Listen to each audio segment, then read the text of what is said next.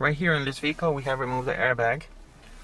Make sure every time you work in the airbag system you need to disconnect the battery.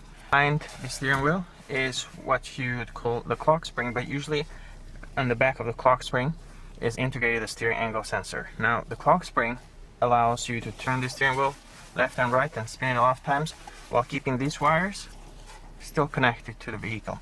Now these wires, one is for the horn, this is a wire for the airbag, and there is also wires for the steering wheel controls. So the clock spring has a wire that goes around and it allows you to just move the steering wheel several times. To get to the clock spring, what you'll do is you'll remove the airbag, you'll remove this center bolt right here, you'll disconnect the wires, and then you pull away the steering wheel. Now before you do remove the steering wheel, make sure you mark it right here. Mark the steering wheel as well, because if you don't and then you go back and then you put it, we took it off and we don't remember where we put it, and then we go ahead and like reinstall it like there, then your steering wheel will be to the side. Not only that, but it can cause the traction control light to come on as you drive. So make sure you mark both of them, the steering column and the steering wheel. In this case there's a dot there and there's a line here, so this is pretty easy and straightforward.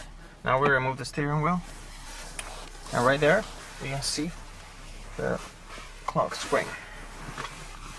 I'm going to remove this cover here so we can take a closer look at this. There we go.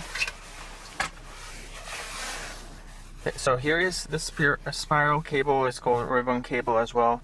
It's inside this piece right here, and so as you can see it can spin several times.